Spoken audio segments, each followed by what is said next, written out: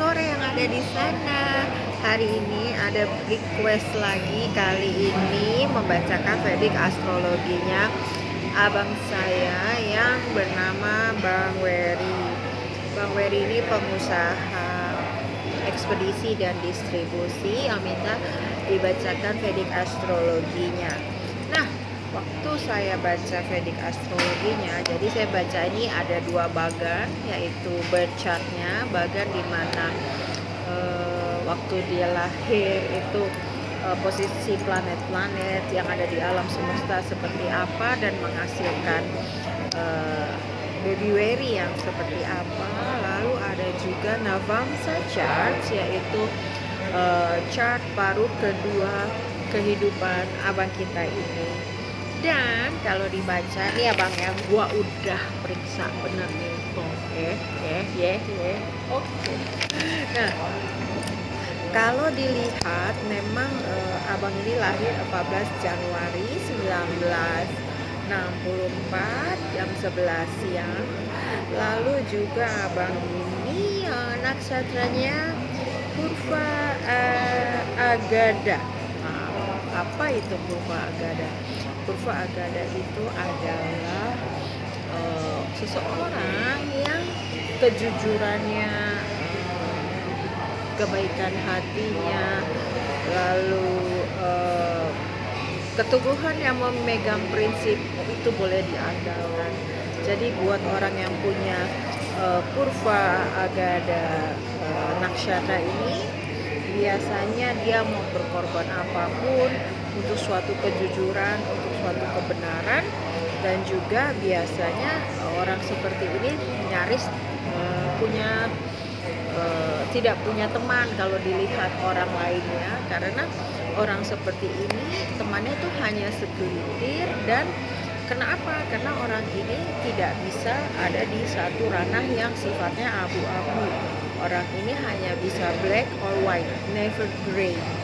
Nah, orang ini juga sangat keras, sangat disiplin, dan kalau cewek-cewek lihat itu tuh nggak ada romantisnya gitu, tapi yang jelas dia sangat-sangat bertanggung jawab atas semua kewajibannya yang harus dia penuhi. Dan orang dengan nakshatra seperti ini biasanya terkenal sangat-sangat on time ya. Jadi jangan coba-coba jam karet sama si abang, tapi abang sering jam karet sama saya kayaknya. Cinta karet sih iya ya bang ya.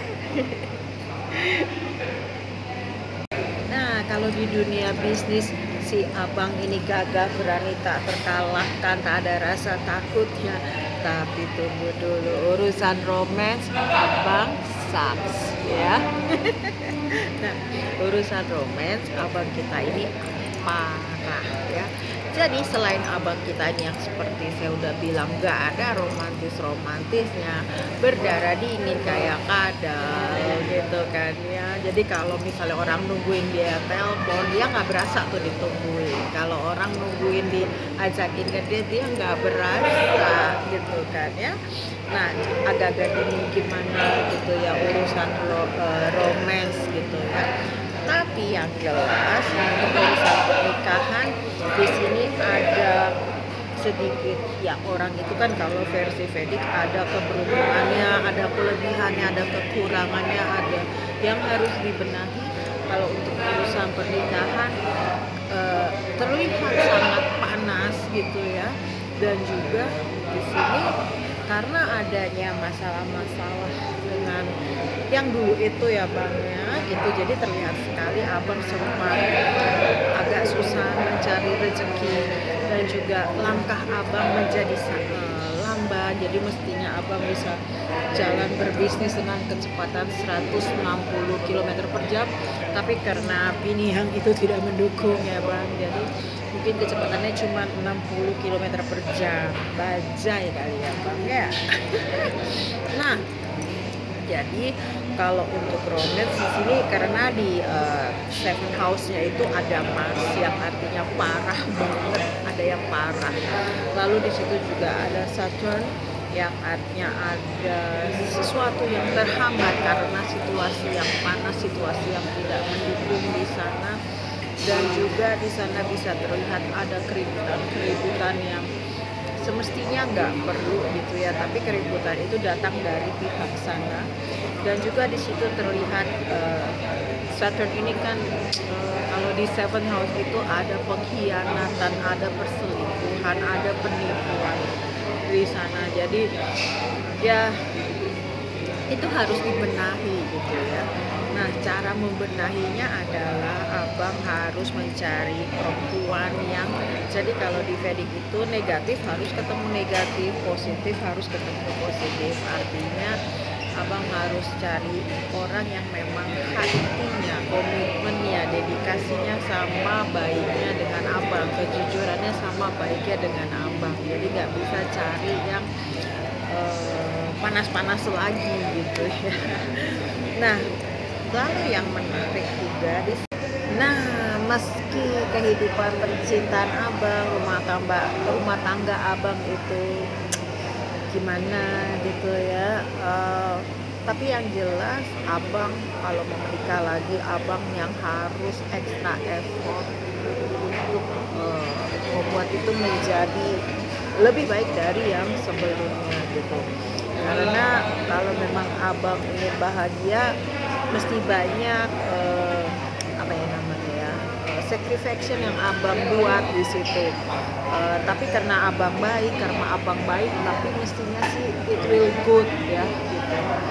Nah, meski romance abang bagaimana gitu ya, tapi Tuhan sangat bermurah hati sama abang karena di nakshatra abang itu terlihat sekali abang di first house-nya abang itu pintar banget karena ada elemen Merkurius di sana. Lalu abang juga nantinya semakin tua semakin berjiwa muda, terlihat awet muda, ya kan siapanya gitu kan. Lalu juga dari untuk bisnis abang, Tuhan sangat bermurah hati sama abang. Jadi walaupun ada cycle-nya, ada up and down-nya, tapi sebenarnya abang punya leadership yang luar biasa di sana. Walaupun kadang-kadang abang juga tidak bisa kontrol temperamen abang gitu ya, karena abang gemes, karena abang expect orang sama seperti abang pinternya gitu ya, sama seperti abang dedikasinya. Tapi nggak bisa gitu bang. Kalau semua orang pinternya kayak abang, dia tuh nggak akan jadi supir abang, nggak akan jadi supir truk abang. Kalau semua orang pinter, semua jadi pengusaha kayak abang. Jadi itu yang perlu abang highlight. Karena ada orang bodoh, makanya ada orang pinter gitu loh. Karena banyak yang bodoh, abang makanya jadi bos. Sesimpel itu ya bang. Nah, lalu juga kadang abang nih masih suka mudi kalau mimpin perusahaan gitu. Kadang-kadang suka ragu sama kapasitas abang, ragu akan masa depan bisnis abang. Padahal sebenarnya semua akan berjalan dengan baik-baik saja, cuman abangnya yang suka mudi. Nah, untuk itu abang harus bisa mengendalikan diri. Lah, lalu kelemahan di bisnis Anda yang seperti aku bilang tadi, di situ ada unsur yaitu the sixth house-nya, yang artinya anak buah abang itu banyak masalah, banyak bikin masalah. Tapi aku ngerti banget, pasti banyak dong yang supir-supir yang nipu, nuker ban kayak gitu-gitu kan, spare part gitu, yang perintilan-perintilan remeh-temeh sih ya bang. Nah, dengan semua permasalahan yang ada, ups and down yang ada, apalagi sekarang terasa berat, abang gak usah khawatir karena di nakshatra abang jelas banget di sixth house-nya itu ada Sun dan ada Jupiter. Jadi no matter abang tangan besi, abang harus keras, harus totaliter dalam bisnis abang gitu ya, tetap bisnis itu akan menjadi membesar lagi sepanjang abang masih menginginkan itu membesar. Kalau abang udah patah semangat ya nggak akan membesar pasti. Nah, lalu yang juga agak perlu perhatian di sini adalah abang sepertinya di masa lalu pernah punya masalah dengan ayah ya seperti itu. Dan juga abang pernah punya masalah di masa muda dengan yang namanya addiction ya, tapi yang jelas bukan sex addiction. Aku udah cek ya, kalau sex addiction itu terpampang nyata, tapi bukan. Jadi addiction ini sesuatu yang cair-cair gimana gitu kan bang ya. Nah, lalu yang juga jelas-jelas terlihat di sini adalah abang adalah orang yang sangat dekat dengan sosok ibu ya, dan waktu abang dibesarkan ibu sangat berpengaruh terhadap abang, dan abang punya masa kecil yang indahnya luar biasa. Abang lahir di keluarga yang semuanya dicukupi, semuanya dimungkinkan, walaupun saat abang dibesarkan ibu abang juga punya problemnya sendiri-sendiri, jatuh bangun juga dalam membesarkan abang gitu ya. Tapi basically masa lalu abang indah, dan itu membentuk abang menjadi membentuk abang dengan karakter abang yang sekarang, karakter yang menghargai kejujuran, karakter yang menghargai dedikasi dan kerja keras, dan itu semua dapatnya dari ibunya abang. Di sini juga tergambarkan bahwa abang di bercat abang itu, abang memang garisnya harus merantau, harus keluar dari rumah, dan abang itu ada mesti pergi melihat ke luar negeri terutama supaya bisa punya wawasan yang jauh lebih luas gitu ya. Jadi bukan sekadar jalan-jalan, tapi memberi ide-ide baru, memberi dilihat dari Fedik. Mestinya abang tidak usah banyak khawatir, tidak usah cemas. Tahun ini di tahun yang tersulit dalam 160 tahun, abang akan keluar sebagai survivor, akan keluar sebagai pemenang. Karena dengan Fedik seperti abang itu punya prinsip kalau sudah nyemplung ke kolam berenang, abang harus ikut pertandingan, nggak boleh basah doang, dan kalau ikut pertandingan harus sudah pasti dipastikan menang ya, jadi pemenang.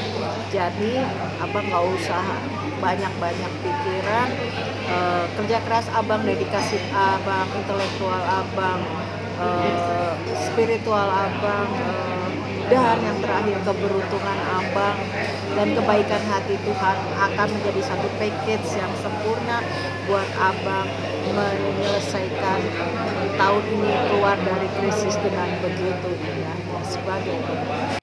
Nah, last but not least, yang ini juga satu kelemahan abang, itu di third house-nya kelihatan banget. Abang itu agak susah untuk berkomunikasi. Abang mungkin karena abang terlalu lurus tabrak tembok, terlalu hati-hati dalam berbicara, takut salah berbicara. Abang agak susah berkomunikasi dengan orang lain, dan karena abang agak susah berkomunikasi dengan orang lain, jadinya informasi yang ingin abang sampaikan sering terlambat sampai ke orang yang akan ditujukan gitu, atau sering karena abang sering tuh abang kan ya nitip orang untuk ngomong, menyampaikan pesan abang, akhirnya sampai ke orang itu pesan yang nyampe tuh lain gitu. Nah, jadi abang mesti tuh udah mulai tuh mengurangi titip-titip pesan. Lalu juga abang juga udah mulai ya beramah-tamah sedikit lah ya bang ya gitu. Jangan terlalu kaku-kaku amat gitu ya. Nah, tapi Tuhan itu maha baik sama abang, walaupun abang hemat kata, hemat bicara, tapi abang senyum aja. Yang lepek-lepek sama abang tuh banyak banget gitu, bener kan? Soalnya di 8 house-nya abang itu kelihatan banget cewek-cewek itu banyak yang tergila-gila sama abang. Jadi nggak perlu lemes-lemes kemana-mana gitu ya, tebar-tebar pesona TP-TP kayak anak zaman sekarang. Abang cukup senyum sedikit sudah ceplak gitu cewek-cewek. Nah, Oke deh, sampai di situ analisa verdik saya. Ingat ya, Abang Wery, Abang utang traktir sama aku, banget deh sama aku. Ya udah ya Bang ya, sampai ketemu, dadah. Love you semua, bye.